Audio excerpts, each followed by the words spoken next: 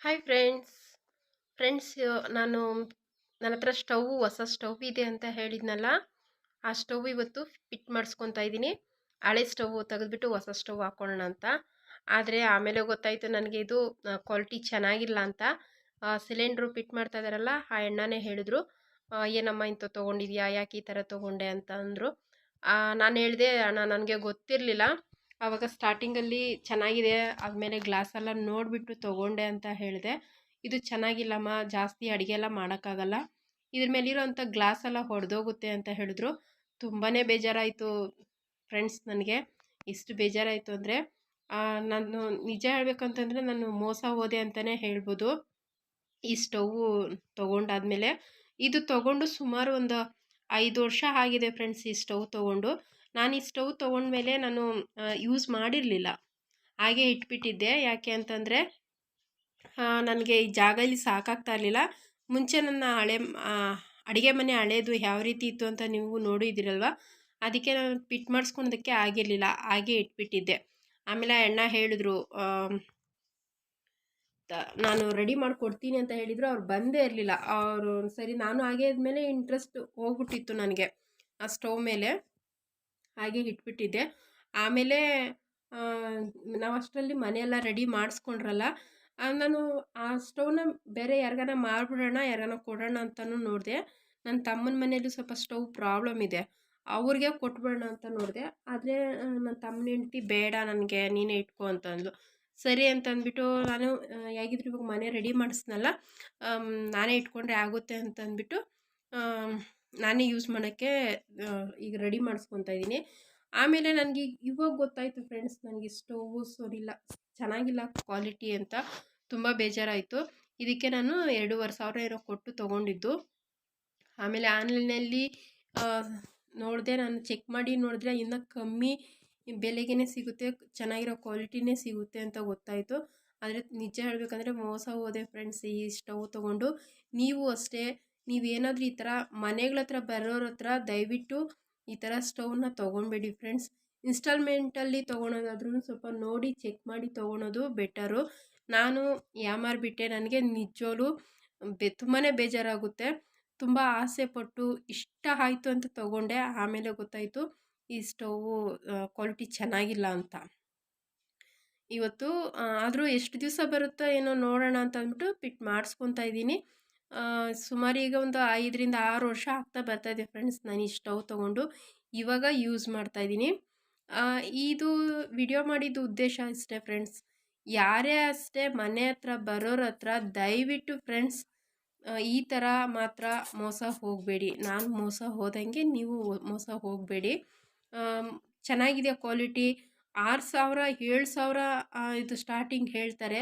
ಅವರು ಅಷ್ಟು ಸ್ಟಾರ್ಟಿಂಗು 6,000 7,000 ಹೇಳೋರು ಕಮ್ಮಿ ಕ್ವಾಲಿಟಿ ಕೊಟ್ಟೋಗ್ತಾರೆ ಅಂತಂದರೆ ನಾವು ಅಷ್ಟರಲ್ಲೇ ಅರ್ಥ ಮಾಡ್ಕೊಬೇಕು. ನಿಜ ಹೇಳಬೇಕು ಅಂತಂದರೆ ನನಗಂತೂ ತುಂಬಾ ಬೇಜಾರಾಯಿತು. ಆವಾಗ ತೊಗೊಂಡಿದ್ದು ಒಂದು 5ರಿಂದ 6 ವರ್ಷ ಆಗಿರ್ಬೋದು.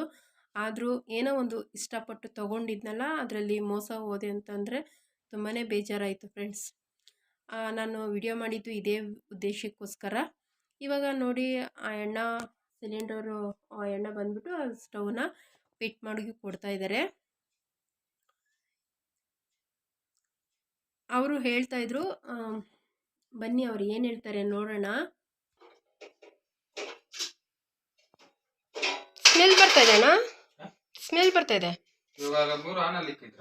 ಇಲ್ಲಿ. ಇವಾಗ ಇದು ಹಾನ ಇದು ಇವಾಗ ಆಫಲ್ ಐತೆ.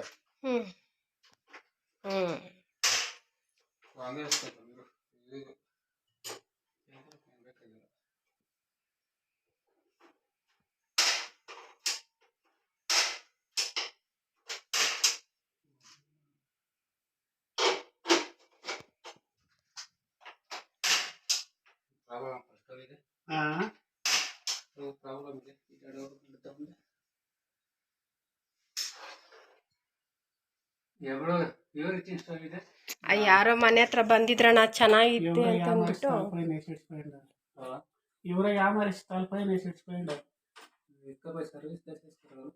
ಹೌದಾ,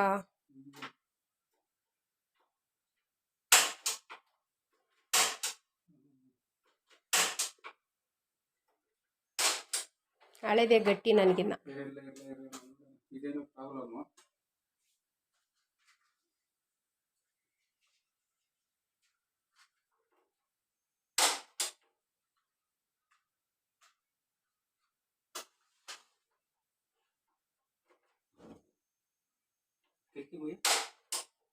ಕಿಟಕಿ ತೆಗಿ.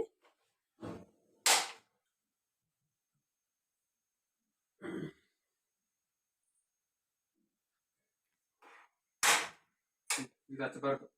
ಸೆಂಟ್ರಲ್ ಇರೋದಾಗಲ್ಲ. ನೀವೆರಡು ಏನು ಪ್ರಾಬ್ಲಮ್ ಇಲ್ಲ. ಇವೇನೇನು ಪ್ರಾಬ್ಲಮ್ ಇಲ್ಲ. ಇದು ಇಷ್ಟು ಸ್ಮೆಲ್ಲೇ ಇಲ್ಲ. ಅದಾಗಿದ್ರೆ ಎಷ್ಟು ಸ್ಮೆಲ್ ಬರೋದು. ಈ ಕೆಳಗಡೆ ಹೋಗ್. ಇವಾಗ ಅದು ಹೆಂಗಣ್ಣ ಆ ಕಡೆ ಸೆಂಟ್ರಲ್ ಇರೋದು? ಹಚ್ಚಬೇಡ. ಹಚ್ಚಿದ್ರೆ ಇಲ್ಲಿ ಉರಿತೈತೆ. ಇಲ್ಲಿ ಸೆಂಟ್ರಲ್ ಇಲ್ಲಿ ಕೆಳಗಡೆ. ಅದು ಏನು ನಾವಾಗ ರೆಡಿ ಮಾಡಿಲ್ಲ. ಗೊತ್ತಿಲ್ಲ. ಯಾರನ್ನ ಈ ರೆಡಿ ಮಾಡೋರು ಬಂದ್ರೆ ಅವ್ರ ಕೈಲಿ ರೆಡಿ ಮಾಡಿಸ್ಕೊಂಡ್ರೆ ಆಗುತ್ತಾ? ಆಗ್ಬೋದು.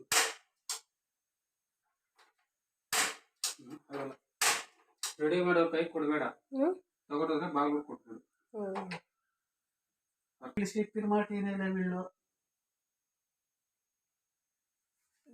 ಕೇಳಲ್ಲ ಅಂದ್ರೆ ನಾವಿಲ್ಲಿ ಅಡಿಗೆ ಮಾಡೋರು, ನಾವು ಏನೋ ಒಂದು ಮಾಡ್ಬೇಕಲ್ಲ.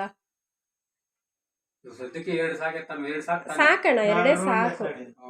ಇದ್ರಲ್ಲಿ ಮಾಡ್ಕೋ. ಬೇಕಾದ್ರೆ ಬಲಾಸ್ತಿನ ಆಮ್ಲೆಟ್ ಬಿಸಾಕಿ ಅಷ್ಟೇ. ಏನ್ ಬೇಕಾಗ್ಲಿ. ಏನ್ 2-3 ಅಲ್ಲ ಏನ್ ಕೇಳ್ತೀಯ ಅಷ್ಟೇ. ಇದ್ರಲ್ಲಿ ಮಾಡ್ಕೊಳ್ರಿ. ನೋಡಿದ್ರಲ್ಲ ಫ್ರೆಂಡ್ಸ್, ಆ ಸೆಂಟ್ರಲ್ ಇರೋವಂಥ ಸ್ಟವ್ವು ಉರಿಯೋದು, ಅದು ಉರಿಯೋದೇ ಇಲ್ಲ. ಈ ಥರ ಪ್ರಾಬ್ಲಮ್ಸ್ ಬರುತ್ತೆ. ಇದು ನಾವು ಅಂದ್ಕೊಂಡಿರೋಷ್ಟು ಚೆನ್ನಾಗಿರೋದಿಲ್ಲ. ನಮ್ಮ ಮನೆ ಹತ್ರ ಬಂದು ಕೊಡ್ತಾರಲ್ಲ, ನಾವು ಏನೇ ತೊಗೊಳೋದು ಅಷ್ಟೇ ನೋಡಿ ತೊಗೊಬೇಕು ಫ್ರೆಂಡ್ಸ್. ನೋಡಿದ್ರಲ್ಲ